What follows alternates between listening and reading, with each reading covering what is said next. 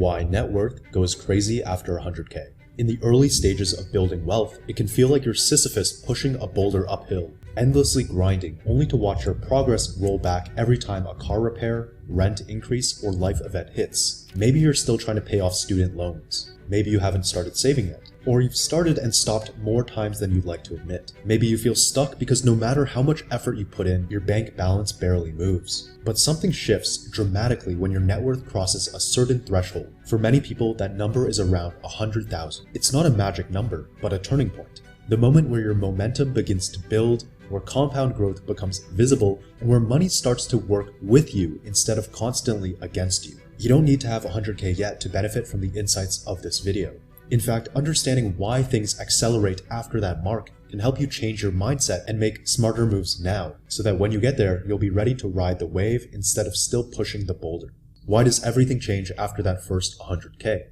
Compounding is like gravity, weak at first and then unstoppable. When you're investing $1,000 or $5,000, a 10% return nets you $100 or $500, which doesn't feel like much. But at 100K, the same 10% means $10,000, a gain big enough to feel tangible. The math becomes exciting. Another 100K in 7 years, 400K in 14, and over 1 million in 21 years without adding a single extra dollar. That's the power of exponential growth. It's not linear, and it doesn't reward small inputs immediately. The hard part is just getting big enough for compounding to matter.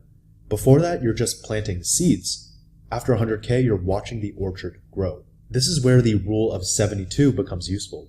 Divide 72 by your annual return rate to estimate how long it takes to double your money. At 10%, it takes 7.2 years. Also, understand the difference between simple interest, which is linear, and compound interest, which is exponential. As Albert Einstein put it, compound interest is the 8th wonder of the world. He who understands it, earns it. He who doesn't, pays it. This is the mathematics of scale. With compounding, the absolute growth accelerates with a larger base. And because investment returns compound non-linearly, each dollar you add to your portfolio becomes exponentially more powerful. This is why legendary investor Charlie Munger said, "The first 100K is, excuse my French, a bitch, but you gotta do it. I don't care what you have to do. If it means walking everywhere and not eating anything that wasn't purchased with a coupon, find a way to get your hands on 100K. When your net worth is low, you're more likely to leave money in a savings account just in case. You're cautious because every dollar feels fragile.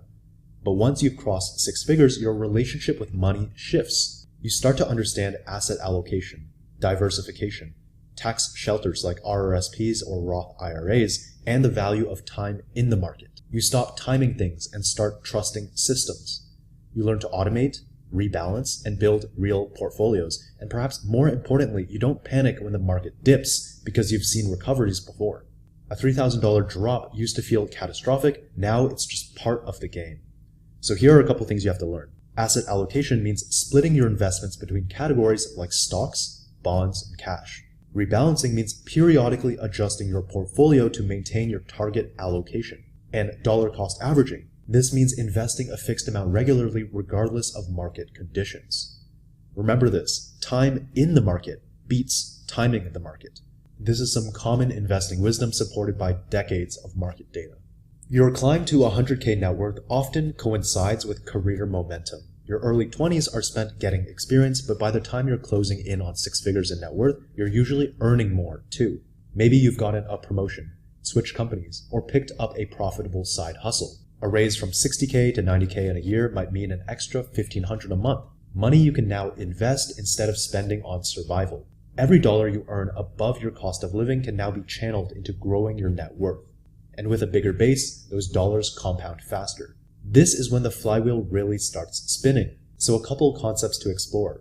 The savings rate is the percentage of your income saved or invested, and it's arguably more important than raw income early on.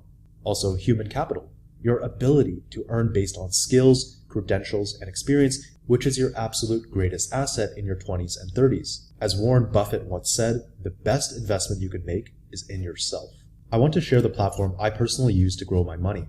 You can use this platform to start building towards your first 100K. Wealth Simple is my go-to for building wealth, with no trading commissions on stocks and ETFs. And because you're here, you can use my referral link in the description to receive a $25 cash bonus for free when you open and fund an account. Also, full disclosure, I will also get the same amount as an affiliate, so it's a win-win for both of us. Go check it out using the link in the description or the pinned comment. Now back to the video.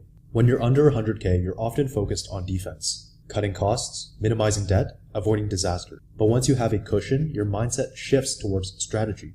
You think in percentages, not dollars. You evaluate opportunities in terms of ROI.